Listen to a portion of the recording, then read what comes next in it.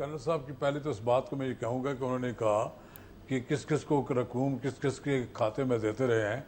शहबाज शरीफ ने बारहा कहा कि आशियाना हाउसिंग स्कीम में उनका कोई अमल दखल नहीं, कोई चीज़ ऐसी रिकॉर्ड पर मौजूद नहीं जिसमें यह साबित हो कि हुकूमत की ज़मीन किसी को दे दी गई या हुकूमत के पैसे किसी को दे दिए गए। ठीक है। और ये इख्तरात का नाजायज जो इस्तेमाल का एक शोशा जो है, ये नीचे जिन लोगों ने अपने इख्तरात इस्तेमाल किए वो जस्टिफाई करेंगे।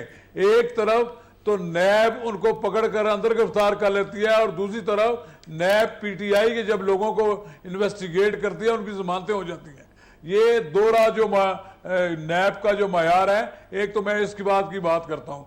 दूसरी बात यह है, मियाँ शहबाज शरीफ इस वक्त पाकिस्तान मुस्लिम लीग नून के सदर ही नहीं, कौमी असम्बली में कायदे हज़्ब इख्तिलाफ हैं। कायदे हज़्ब इख्तिलाफ को गिरफ्तार करने के लिए कबल अज वक्त इनको स्पीकर से इजाजत मांगनी चाहिए थी। इन्होंने इजलास मुलतवी किया और उसके बाद फौरन मियाँ शहबाज शरीफ को गिरफ्तार कर लिया।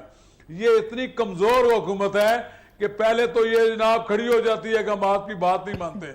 जब ये अपोजिशन का दबाव देखती है तो इसके वज़रा फिर माफी भी मांग लेते हैं और बैकआउट भी कर लेते हैं। आज आपने सेनेट में भी आपको पता लग गया होगा, अभी इन्होंने कौमी असम्बली का इजलास 17 को तलब किया है और जरा सा अपोजिशन ने इनको दबाया तो स्पीकर ने प्रोडक्शन ऑर्डर जारी कर दिया है शहबाज शरीफ को उस दिन इजलास में बुलाने के लिए। इसी तरह ये कौमी असम्बली के बाहर जो पार्लियामेंट का एक ज्वाइंट सेशन बुलाया है साबिक स्पीकर सरदार अयाज सादक ने, ये एक पार्लिमानी कार्रवाई है।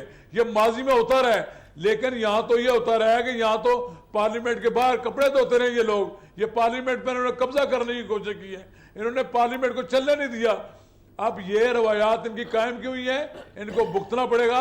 अगर ये नहीं भुगतेंगे तो इनको अपना रवैया तब्दील करें।